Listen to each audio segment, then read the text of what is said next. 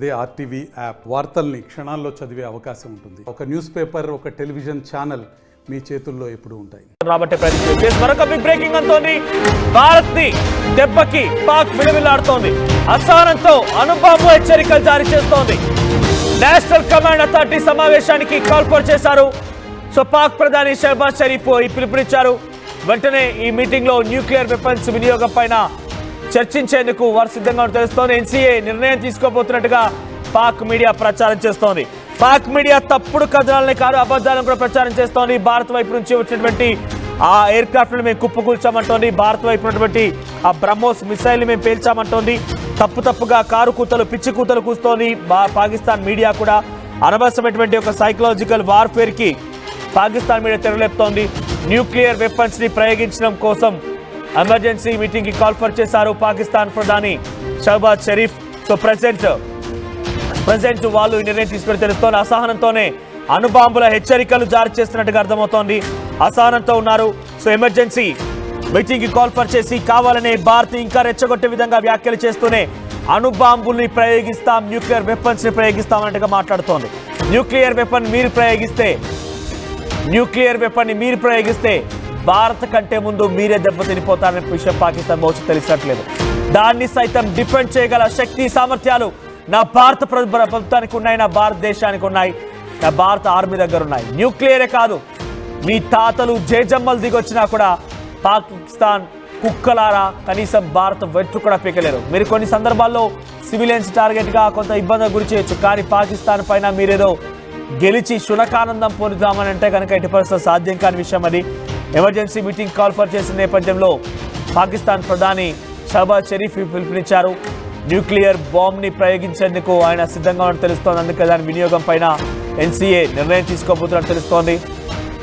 ప్రస్తుతం ఈ విషయాన్ని అటు పాక్ మీడియా ప్రచారం చేస్తోంది. సో ఇప్పటికే ఢిల్లీకి టార్గెట్ చేసే విధంగా పాకిస్తాన్ మిసైల్ని ప్రయోగించింది. ఆ తర్వాత దాన్ని హర్యానా ప్రాంతంలో మనం తిప్పికొట్టాం, సిరాసి ప్రాంతం తిప్పికొట్టాం. ఆ తర్వాత నుంచి ఎన్నో రకాల ప్రయత్నాలు అటువైపు నుంచి కొనసాగుతూనే ఉన్నాయి. తాజాగా ఈ ప్రయత్నాలన్నింటి కూడా దెబ్బ కొడుతూనే ఉన్నాం. ఎక్కడ చూసినా కూడా భారత ఆర్మీ ప్రతి విషయాన్ని కూడా పసిగట్టి ప్రతి అంశాన్ని కూడా తిప్పికొట్టే ప్రయత్నం చేస్తోంది. ఏ ఒక్కటి కూడా ఒకటి ఇప్పటివరకు భారత భూతలాన్ని తాకలేదు, భారత ప్రజల్ని తాకలేదు, భారతీయులని ఇంతవరకు తాకిన దాఖలు అయితే లేవు. కానీ మనం అన్నిటిని తిప్పికొట్టే ప్రయత్నం చేస్తున్నాం. ఈ నేపథ్యంలోనే పాకిస్తాన్ అసహనానికి గురైంది. పాకిస్తాన్ ఏమాత్రం కూడా మనం తట్టుకోలేకపోతుంది. కాబట్టి పెద్ద ఎత్తున ఆందోళన పడుతూ ఏం చేయాలో తోచక దిక్కుతోచని పరిస్థితుల్లో మరోసారి న్యూక్లియర్ బాంబుని ప్రయోగిద్దామన్న చందంగా వారంతా కూడా మీటింగ్ కాల్ఫర్ చేశారు. ఏదేమైనా ఏం చేసినా, ఎటువంటి ప్రయత్నాలు కొనసాగించినా, ఎన్ని రకాల కుయుక్తులు పడినా, ఎన్ని రకాల దుస్సాహసాన్ని దిగినా కనీసం భారత ప్రభుత్వం, భారత ప్రజల యొక్క వెంట్రుక కూడా పీకలమనే విషయాన్ని భారత ప్రభుత్వం హెచ్చరికలతో పాకిస్తాన్ ఇక్కడ అర్థం చేసుకోవాలి.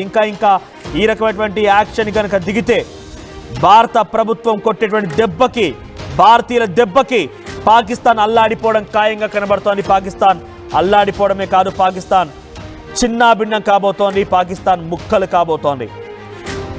సో ప్రెసెంట్ అటువంటి ప్రయత్నం కొనసాగుతుంది. మన వైపు నుంచి కూడా అన్ని రకాల ప్రయత్నాలు కొనసాగుతున్నాయి. అందులో భాగంగానే మనం కూడా 10 గంటలకి ఒక మీటింగ్ కాల్ఫర్ చేసాం. ఆ తర్వాత మోదీ కూడా ఇటువంటి ఆ విషయాలపైన నిర్ణయం తీసుకునే అవకాశం ఉంది. పెద్ద ఎత్తున ఆయన ఆ నిర్ణయాలను అనుగుణంగా ముందుకు వెళ్ళబోతున్నారు. సో ఒకసారి పాకిస్తాన్లో ఆ దృశ్యాలు మనం చూస్తే, పాకిస్తాన్ డ్రోన్ స్థావరాలపైన మనం దాడులు చేశాం.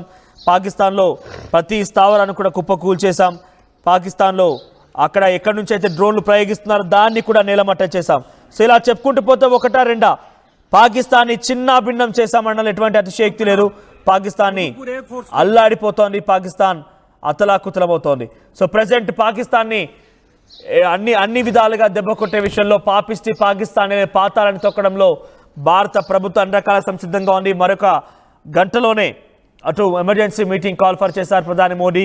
మరోవైపుగా బ్రీఫింగ్ కూడా చేసే అవకాశం ఉంది. భారత foreign secretary Vikram Misri, colonel Sofiya Qureshi, wing commander Jyotika Singh మరోసారి కూడా బ్రీఫ్ చేయబోతున్నారు. భారత్ పైన ఎక్కడెక్కడ పాకిస్తాన్ దాడి చేసింది, ఏ రకంగా దాడి చేసింది, ఏ రకంగా అన్ని రకాల అంశాలపైన అన్ని రకాల అంశాలపైన భారత ప్రభుత్వం నుంచి సరైన సమాధానం అంటూ పాకిస్తాన్ రాబోతోంది. ఈరోజు ఎమర్జెన్సీ మీటింగ్ కాల్ ఫర్ తర్వాత పాకిస్తాన్కి చుక్కలేక. ఎస్ కృష్ణమోహన్, శ్రీనగర్ వైపుగా వచ్చినటువంటి 2 ఎయిర్ క్రాఫ్ట్లని భారత ప్రభుత్వం తిప్పికొట్టింది. ఇద్దరు ఎయిర్ పైలట్స్ కోసం అన్వేషిస్తోంది. ఈ నేపథ్యంలో ఏ ఒక్క ప్రయత్నం కూడా అటువైపు నుంచి పాకిస్తాన్ నుంచి ఇక్కడ సక్సెస్ కాకపోవడంతో ఎమర్జెన్సీ మీటింగ్ కాల్ఫర్ చేశారు. అణుబాంబుని ప్రయోగించడం కోసం అన్ని రకాలుగా సంసిద్ధంగా ఉన్నామా లేదా అనే అంశంపైన ఈరోజు ఎమర్జెన్సీ మీటింగ్కి అక్కడ ప్రధాని షహబాజ్ షరీఫ్ కాల్ఫర్ చేసినట్టు తెలుస్తోంది. సో నిజంగానే కనుక న్యూక్లియర్ వెపన్స్ ప్రయోగం జరిగితే భారత్ ఎలా తిప్పికొట్టబోతోంది? అంత ఈజీగా న్యూక్లియర్ వెపన్ ప్రయోగించడం అంటే అంత ఈజీగా ఉంటుందా? కృషిగా మనోజ్, వరుసగా 2-3 రోజుల నుంచి పాకిస్తాన్ కోల్పోలేని దెబ్బతింటోంది.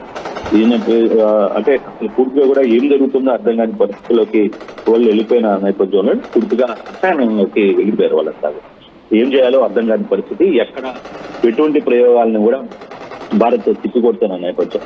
ఈ నేపథ్యంలోనే national command authority NCA meeting కి కాల్ఫర్ చేశాడు అని అది సమాచారం. అది మీడియాలో, ఫాక్స్ మీడియాలో వస్తున్న సమాచారం.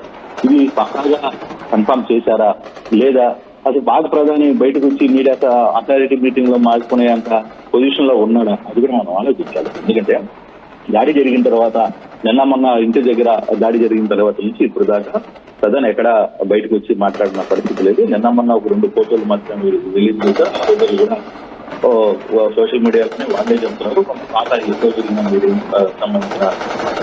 సో ఈ రోజు నిజంగానే ఆ మీటింగ్ జరిగితే, ఒకవేళ కాల్ఫర్ చేస్తే, ఆ మీటింగ్ కాల్ఫర్ చేస్తే ఏం జరగబోతుంది అనే దాని మీద పాకిస్తాన్ మీడియా పెద్ద చర్చకైతే తరలేపింది. న్యూక్లియర్ వెపన్స్ మీద ఒక నిర్ణయానికి తీసుకునే భాగంగానే ఈ రోజు NCAని మీటింగ్ కి పిలిపించారు అనేది ఒక చర్చ అయితే జరుగుతుంది.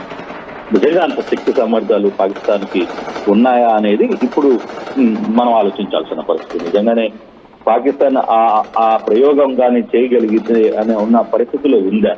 ఇప్పటికీ ప్రపంచ దేశాలు మొత్తం కూడా పాకిస్తాన్ చేసిన నేపథ్యంలో అసలు న్యూక్లియర్ వెపన్ అంటే దాన్ని చూపెట్టి భారత్ని భయపెట్టే ప్రయత్నంలో భాగంగానే ఈ వ్యవహారం అంటే జరుగుతుంది అనేది మనకైతే చాలా స్పష్టంగా అర్థమవుతుంది.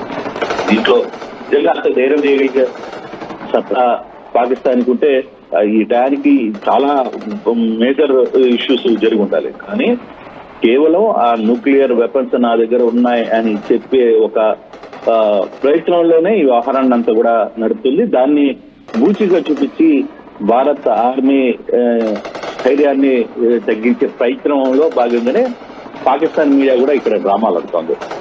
బేసిక్ గా నిజంగానే అంత శక్తి సామర్థ్యాలు ఉన్నాయా అని ఒక ఆలోచన చేసుకుంటే, నిజంగా పాకిస్తాన్ అది కానీ చేయగలిగితే రేపు ఉదయం పాకిస్తాన్ చిత్రపటంలో పాకిస్తాన్ లో ఒక్కడు కూడా మిగలదు. పూర్తి కూడా చిత్రపటంలో నుంచి కూడా అది క్లోజ్ అయిపోయే పరిస్థితికి ఉండబోతుంది. సో అటువంటి పరిస్థితి ఎదుర్కోగలదా పాకిస్తాన్? నిజంగానే అంత ధైర్యం చేసే శక్తి ఉందా లేదా చూడాలి. ఇప్పుడు మీటింగ్ కాల్ఫర్ చేశారంటారు. నిజంగానే కాల్ఫర్ మీటింగ్ జరిగితే ఆ మీటింగ్ లో ఏం డెసిషన్స్ తీసుకుంటున్నారు, బేసిక్ గా ఏం జరగబోతుంది అని ఒక చర్చ జరుగుతుంది. చెప్తే న్యూక్లియర్ వెపన్స్ దాకా వెళ్లే అంత ధైర్యం, అంత సాహసం పాకిస్తాన్ పూనుకోదు అనేది మనకున్న సమాచారం అయితే మనొచ్చు. Right. So Pakistan emergency meeting call for చేసింది. ఇటు భారత్ వైపు నుంచి కూడా ఎమర్జెన్సీ మీటింగ్ కాల్ఫర్ చేస్తారు ఈరోజు. అటువైపు నుంచి న్యూక్లియర్ వెపన్స్ ప్రయోగించడం కోసం అక్కడి నేతలతో ఆయన మాట్లాడుతున్నట్టుగా, షహబాజ్ షరీఫ్ మాట్లాడుతున్నట్టుగా తెలుస్తోంది.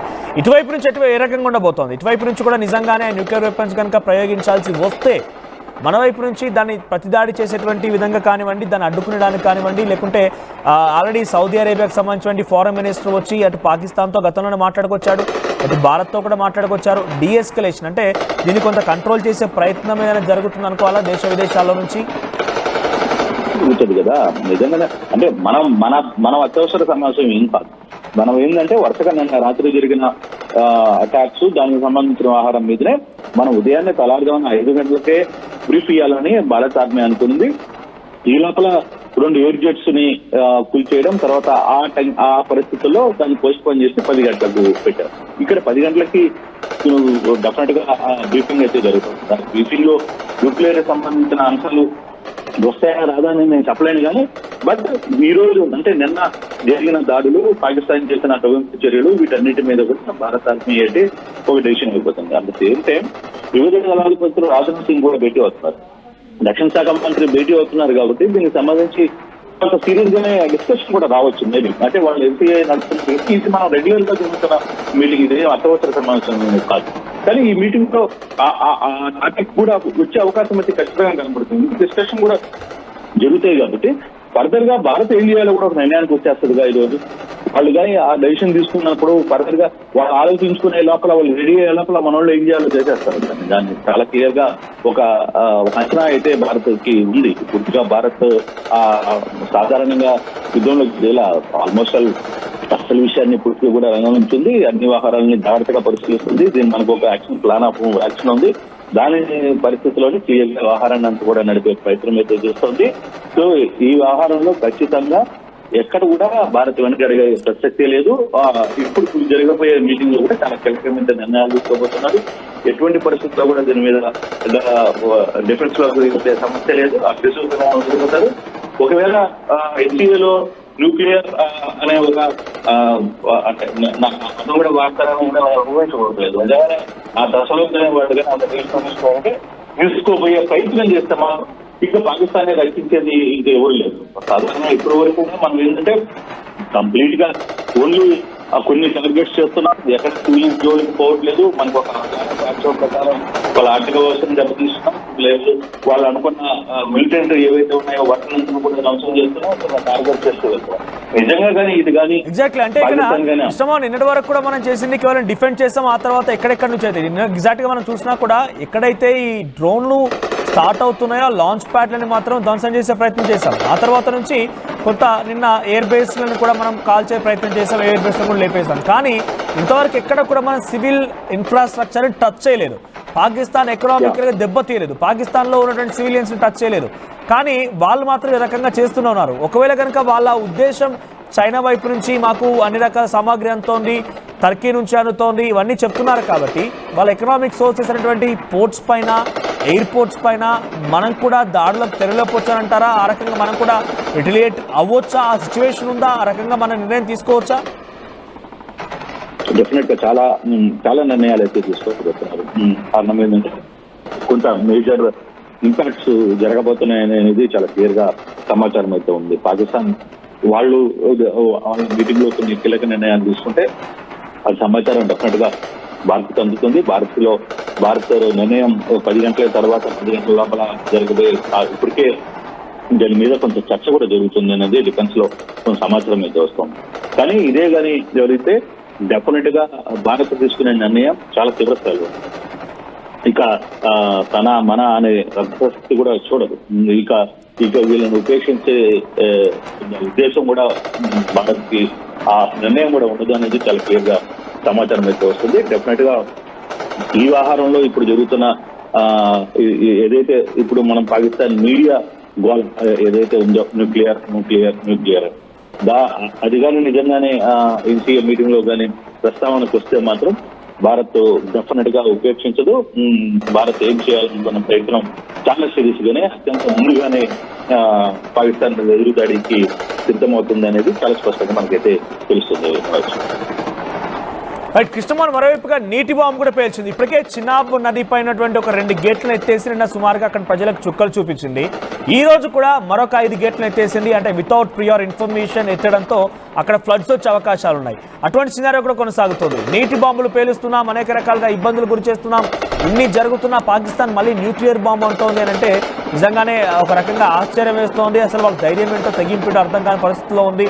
సో ఇంకా ఇండియా వైపు నుంచి ఎటువంటి యాక్షన్స్ ఉండొచ్చు అంటే ఇప్పటికే డ్రోన్లు పేల్చేయడం చూస్తున్నాం, మిసైల్స్ని క్రాక్ చేయడం చూస్తున్నాం, రాజధాని ఢిల్లీ వైపుగా వచ్చిన మిసైల్ని క్రాక్ చేయడం చూస్తాం. అవన్నీ చూస్తుంటే పాకిస్తాన్ ఇక తగ్గేలా లేదు. పాకిస్తాన్ ఇంకా కూడా చైనా, టర్కీ, తర్వాత అజర్బైజాన్ లాంటి దేశాలతో మద్దతుగా ఆగిపోయే ప్రయత్నం చేసింది. మన వైపు నుంచి మనం సుమారుగా 32 ఎయిర్పోర్ట్లను కూడా మనం క్లోజ్ చేసుకున్నాం. ఎకనామికల్గా చాలా ఇబ్బంది ఎదుర్కొంటున్నాం.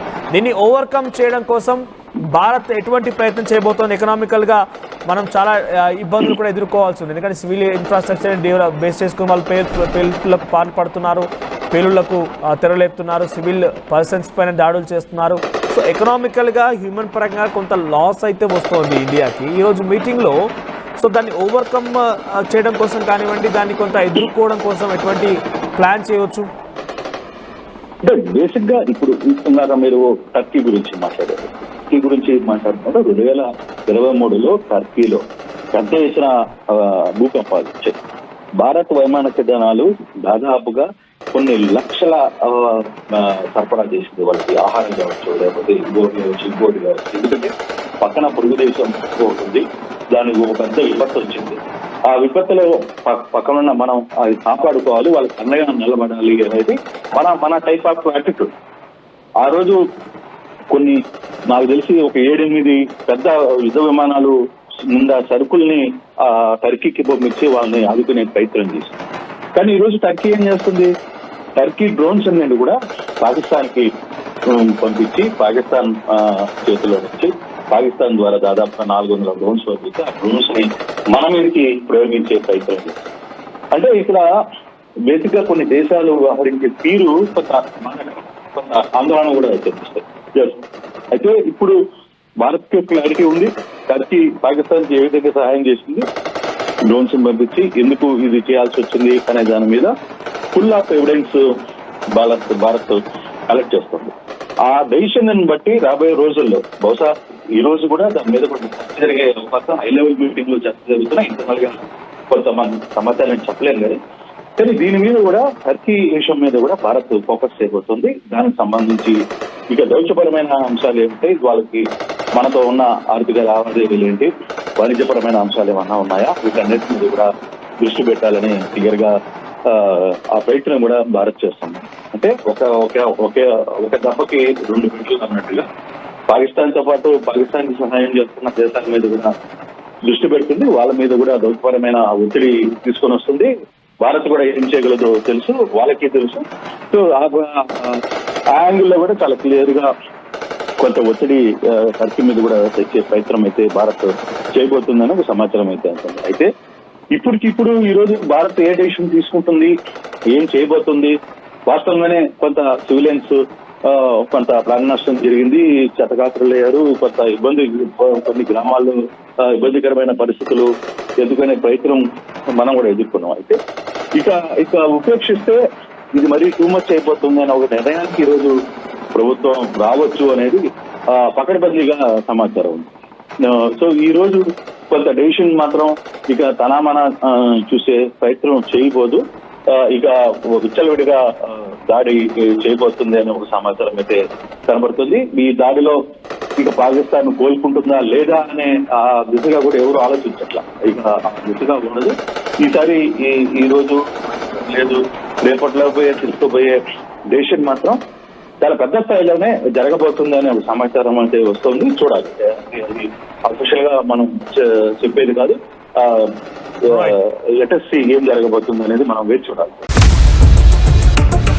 ఇండియా పాకిస్తాన్ ఉద్రిక్తతలపై లేటెస్ట్ అప్డేట్స్ కోసం డౌన్లోడ్ చేసుకోండి RTV లైవ్ యాప్.